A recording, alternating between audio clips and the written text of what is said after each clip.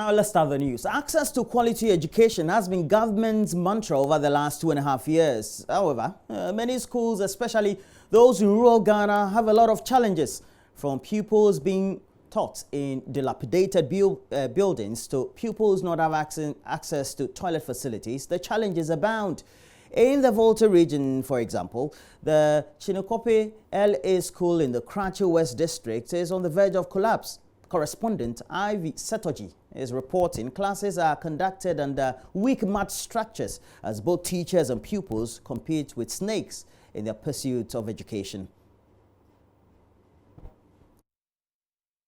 Krachi. It is one of the 64 island communities in the Krachi West district. The Chinikopa DA Primary School is the only school in this community running both basic and nursery.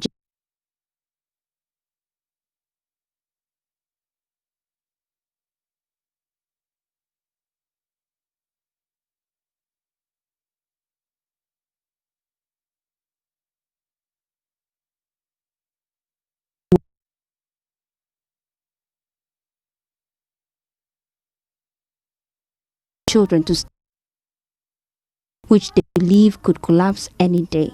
Those who have mustered courage to release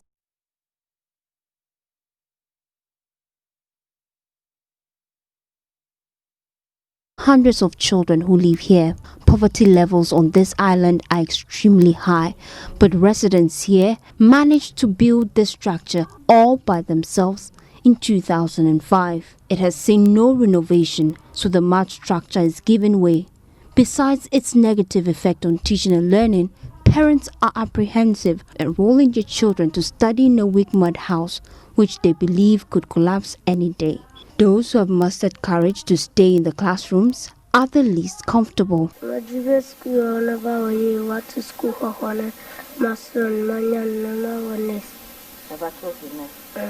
Okay. So he wants to become a nurse when he grows up. But with these conditions, is it possible? Can it be possible? The weak structure is not the only problem they face. Head teacher of the school, Fesul Soglo, says staff and pupils sometimes have to battle it out with snakes.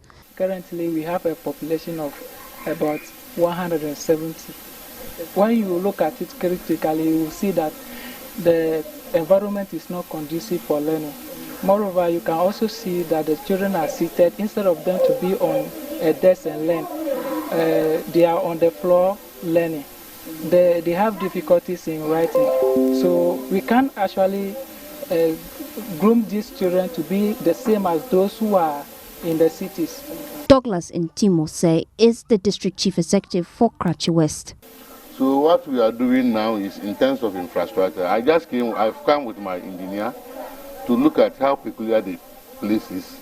So we see how best we can design a particular structure for all the communities on the island. As I left the community, images of school children doing their classwork on the bare floor dominates my thoughts.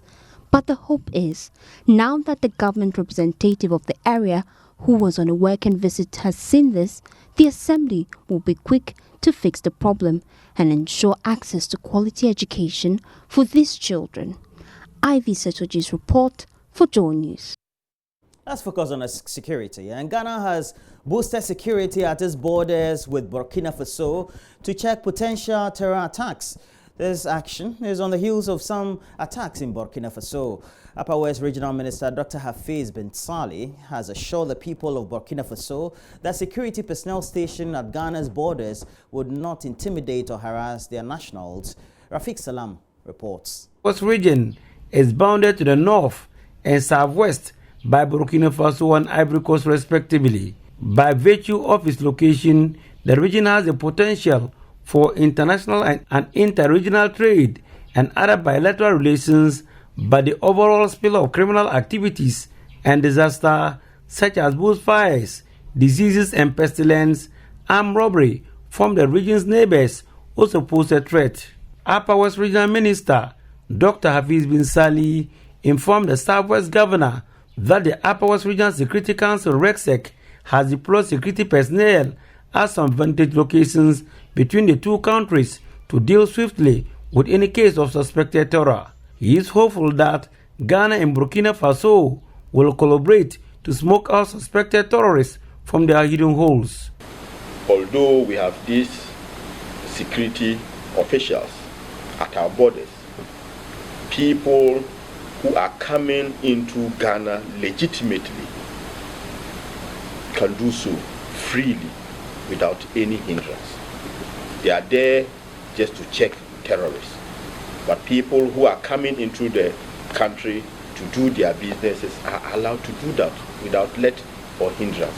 So I want to use this opportunity to assure him that we have security men there, but that will not impede the good relation that the two countries share. Dr. Binsali also used the opportunity to appeal to the governor to help fight the smuggling of government-subsidized fertilizer into Burkina Faso. People are smuggling fertilizer from this country to Burkina Faso. We are reliably informed that if you go to Burkina Faso, particularly the towns that share borders with Ghana, you have subsidized fertilizers there, and we need their cooperation and support for us to fight this canker. Governor of Southwest of Burkina Faso, Colonel Nitiema Taxiba, on his part, called on the leadership and people of the Upper West region to work to improve the peace and harmony that exists between them and Burkinabés living in Ghana. Reporting for JoyNews, Rafik Salam. Wow. Police doing politics usually is a taboo all over the world, but not when those officers resign their positions. That's exactly what a former executive secretary to the Inspector General of Police, Superintendent Peter Lanchene Tobo, has done. He has picked up nomination forms to contest in the upcoming NDC parliamentary primaries. Peter Tobo, who is known for viral social media videos which he talks law enforcement, pins his decision to quit the Ghana Police Service for politics to what he says is a decade-old call by One West constituents for him to represent them. Well, there's more in this report compiled by Maxwell Agbagba. In place that will make it near impossible to commit corruption. And the few that will go through it, they will be dealt with. In this viral video, the retired superintendent of police talks about how a driver he had encountered tried to bribe a police officer even when there was no request for money. Then I asked him, why were you so quick to give the policeman money? What is he selling and what are you buying? The driver listening to me, please stop giving police money. And if you're also a police officer who is found of collecting money from drivers, please stop it. This is bad practice. We're sick and tired. Why are you always in a hurry to give the police officer money? You are in a hurry to go. In a second video, he talks about leadership. A leader who do not have faith in people, a leader who do not listen, and a leader who cannot understand anybody. You have a heart of stone, you will create the flu effect. And God forbid, if you don't change, there is no way that country, there is no way that organization, there is no way that family can make progress. Superintendent Tobu says he shoved off thoughts of quitting the Ghana Police Service to contest for the Wild West seat despite incessant calls on him by the constituents for the past 10 years. But now says he's responding to the calls to serve. The people of Wild West since 2010 have been impressing upon me to come home and contest. And because of the work I do as a police officer, I was really not interested. But the pressure mounted and mounted until I think that the most beautiful thing to do is to respond to the call of the people who took care of you when you were growing up. At the point that I decided that I was going to respond to the call of the constituents, it is not possible to combine police and politics. I've always said that politicizing police is a very bad thing in a democracy. The former JCR president of Commonwealth Hall says he has served as executive secretary for 4 IGPs appointed under different political regimes, including the current IGP, David Asante Piutu, with whom he says there was never a discussion about politics. I have worked with the IGP on a very professional level. Okay. And I'm sure if you speak with him, he will tell you who I am. And at the point of going on voluntary retirement, I never discussed politics with him. I stated it there. It is on very personal grounds. And nobody could push me to tell him what was personal. When it was the time for me to disclose what it contained, I did. And I've just gone to trial. But between me and the IGP, we don't do politics. He's a professional police officer. I'm a professional police officer. We relate at that level. Peter Lanchini Tubu seems convinced he's a fitting replacement for incumbent Joseph Yilitre, who has represented Wild West for the past 14 years. But this story is not the only one that makes for interesting times within the NDC. Some constituencies are too. Actor John Dumelo is making a second attempt at the Yawaso West Wogon constituency after quitting midway during the by-elections. He'll be slugging it out with Susie Efua Adoboy in the Ningo Pram constituency. Current MP Sam George, who defeated strongman E.T. Mensah, is himself facing opposition from Michael Kwete in the Adentan constituency.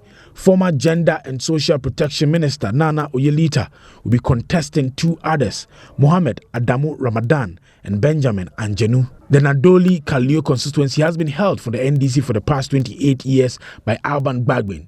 He's stepping down, and for the first time in over 2 decades, NDC is searching for a replacement. In the Volta region, 4 of the party's MPs may no longer contest. They are MP for Keta, Richard Koshiga, MP for Anglon, Clement Kofi Humado, MP for Ketu South, Fifi Fiavi Kwete, and MP for Hohoi, Dr. Benis Adiku Helu. They all did not pick up form. Well, that's a roundup of politics. To also run up our latest news roundup for the morning. But we'll look at the news review next. We'll look at the front and back pages of the stories that are dominating them, in the dailies especially. And then we'll look at myjournline.com, the stories posted there. Stay with us. All coming up next.